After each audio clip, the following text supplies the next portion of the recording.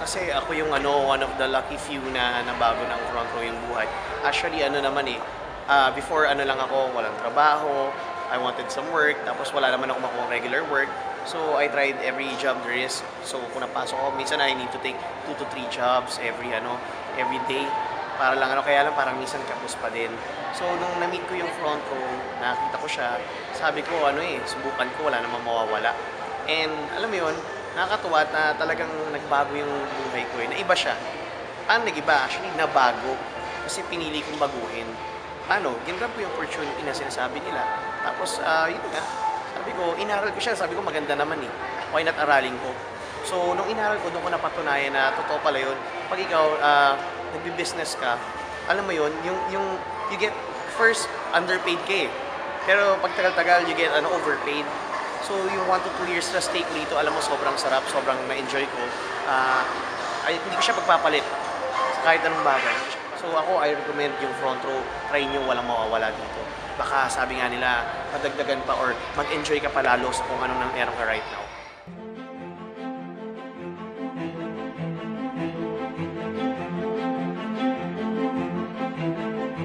Sa naisip ko, kung makikisabay ako sa mga kadalasan na ginagawa ng mga tao, kung magiging playing safe ako, ganun lang rin yung kakalabasan ko. Diba? Kung ano yung mga ginagawa ng tao, ganun lang rin yung mangyayari. So for me, ang sabi ko siguro, eto nabasa ko to, yung pattern ng pagiging mayaman na tao. I mean yung tumatakbo yung pera kahit hindi mo tinatrabaho, kahit natutulog ka, kahit gumigimik ka, kahit nag-gym ka, kahit nagka-travel ka. So ganun yung gusto kong ma-achieve. Sabi ko, isa sa mga paraan, itong front row, I mean, nag-offer sila ng 600,000 monthly na pwede mo maging income. Napakalayo nun sa 2 years na employment ko. I mean, 700,000 lang yung 2 years na employment ko, 35K in 1 month lang yun. So dito, gawin mo yung best mo, maging masipag ka. Nasa sayo kung gaano kalaking figures yung kaya mong i-reach.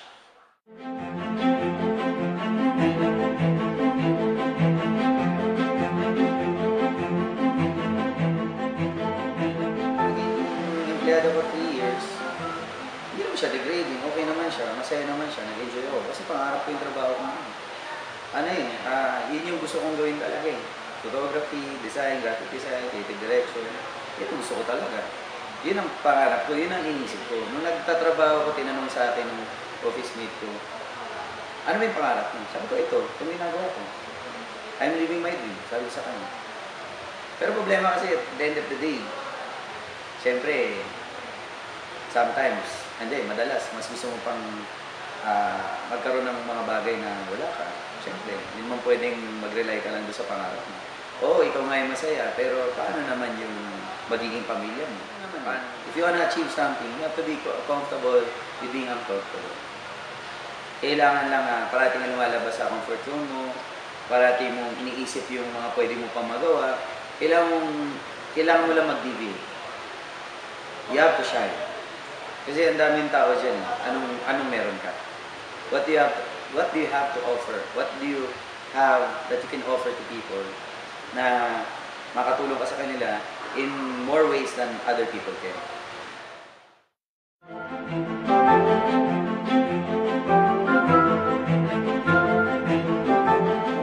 Makikipagkompetensya ako sa lahat ng engineer sa labas dito sa buong Pilipinas, medyo mahirap kasi unang-una hindi naman ako top ng board exam.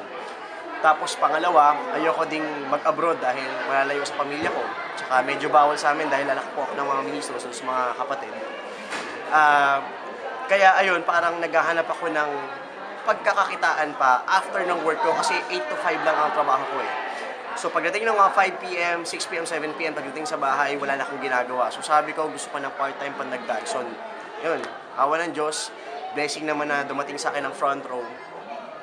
Actually, before talaga, doon sa mga ayaw talaga ng ganitong klase negosyo, isa ako doon sa inyo. Pero sabi ko nga sa sarili ko, hindi naman ako titigil doon. Gusto ko, pag pinasok ko tong front row, tuloy-tuloy na siya, hanggang sa makagawa ko ng pangalan, at makakuha ko ng resulta. Then, to cut the long story short, 2 years na po ako mahigit sa front row. I have my first BMW.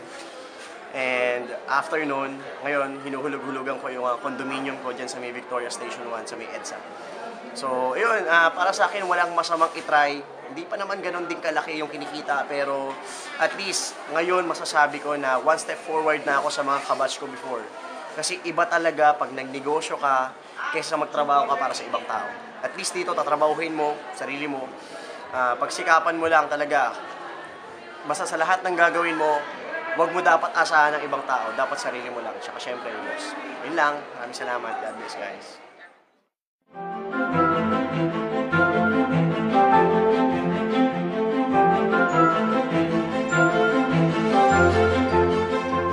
Isip ko, dati, pag matalino ka, in short, pag magaling ka sa school, angat ang buhay mo. Pero hindi pala eh. Kasi nung nakita ko yung front row, opportunity lang talaga kailangan mo para umangat sa buhay mo. Katulad ko, hindi naman ako ganun kagaling sa school, hindi naman ako ganun katalino, pero umangat yung buhay ko. Siyempre dahil sa right opportunity nga naman. Kaya grabe ang front row eh. Kahit sino pwede umangat sa buhay. Kaya kung ako sa inyo, sama na din kayo sa amin. Kaya welcome sa front row ah.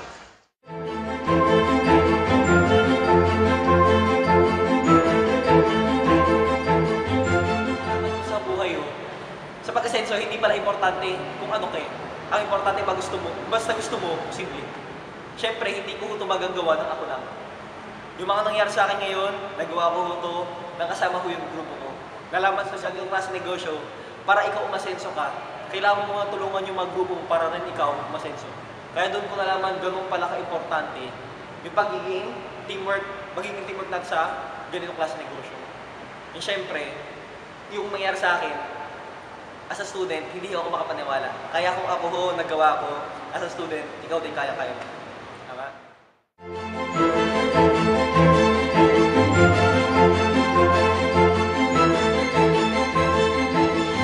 Bata ako, para lahat posible. Para lahat kaya mo marating. Naalala ko nung maalala natin nung bata tayo, lahat kaya natin. Mas malaki pangarap, mas madaling kunin. Hindi natin iniisip lahat. Ang iniisip lang natin, yung gusto natin, kaya natin kunin. For example, nung bata tayo, di ba, gusto namin yung milyonaryo, trilyonaryo, gazillionaryo, kalendaryo, hindi ko alam eh. Pero isa lang alam ko, as we grow old, nawawala eh. Bakit? Simple. Kasi nalalaman natin yung true meaning of life. Kasi life, the real life is not inside the school. Ang totoong buhay after you go to school, kung makatapos ka. Kasi after nun, maraming sinasabi na kakahanap ka ng ganito, ganyan, pero ewan ko para sa akin, daig pa rin ng madiskarte yung matalino. Ako hindi ako naging matalino sa eskwelahan. Alam mo na maraming tao. Pero naging matalino ako para mag-decision sa buhay. Dati ako McDonald's boy. Dati ako nagtitinda sa karinderya namin. McDonald's boy ako for how long? And then, I discovered this kind of business. After nun, the rest, as they say, is history. Now I have my own businesses, I have my own cars, I have my own house, and I have a happy family. For other people, it's more than cash. If you ask me my greatest achievement, well, my mom and dad is happy now. Wala akong kahit isang bagay na papakas sa kasiyahan ng anak na makita yung mga magulang na masaya. For me, that's more than cash. And for me, that's the reason I chose to be in the front row. See you guys here.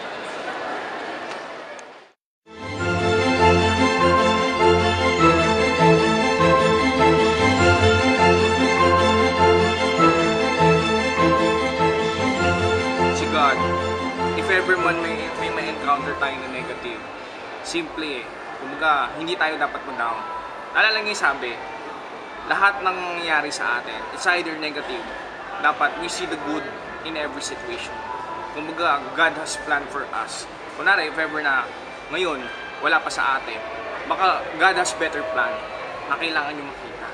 Kasi, bali wala ang success kung hindi ka naman nanggaling ng hirap. Parang simple, sumicheck kang 100,000. Pero ikukwento mo, sabihin mo, ikukwento mo siya 100,000. Wala, ang dali lang. Di ba ang pangit?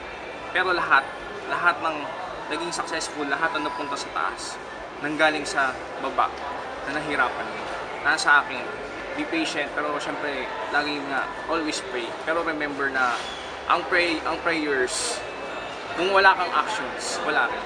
Sa akin lang, ang masashare ko, simple. Gawin nyo to, pagtsagaan nyo, gawin nyo lahat, maniwala kayo. Saka yun, huwag na huwag kayong titigil kasi pag kayo gumawa, kayo ang lahat.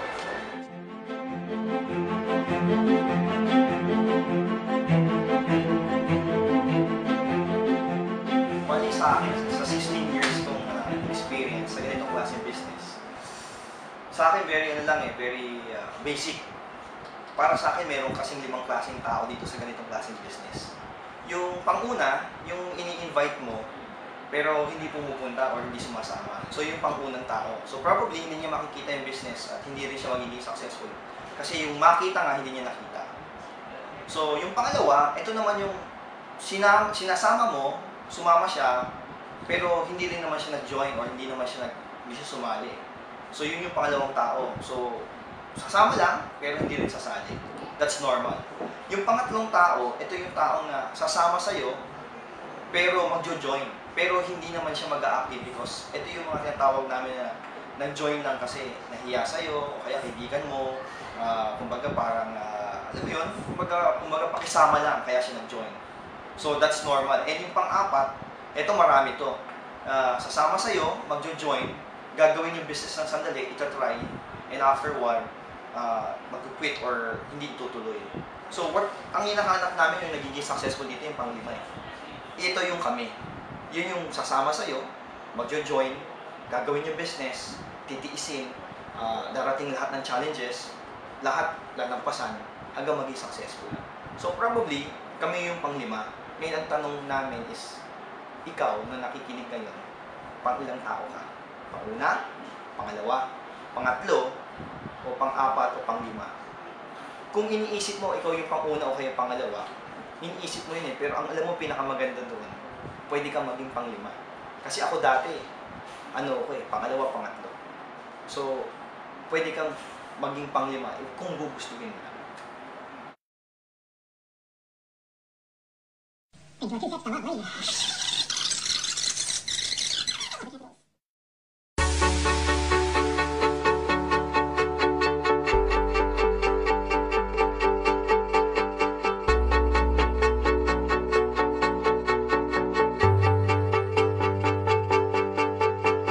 I can't win, I can't reign, I will never win this game without you,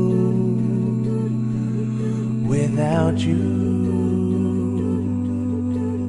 I am lost, I am vain, I will never be the same without you,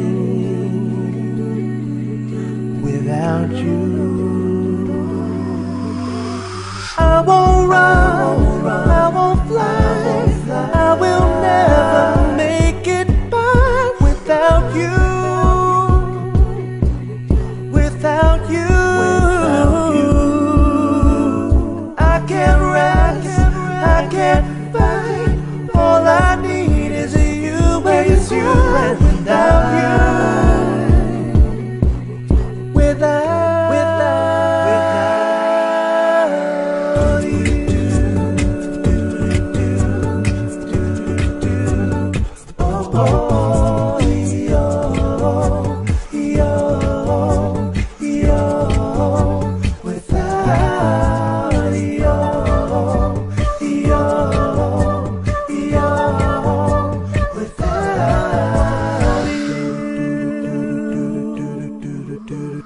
I am lost, I am vain, I will never be the same without you,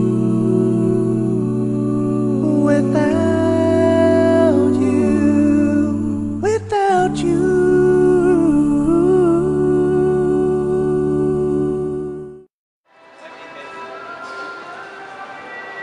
We're opening the opportunity that will bring you closer to your dreams. So it's in your hands now to grab it, spread it. See you. See you. See you. See you guys. See you! See you! See you. See you. See you. See you. See you. See you. See you. See you in front row.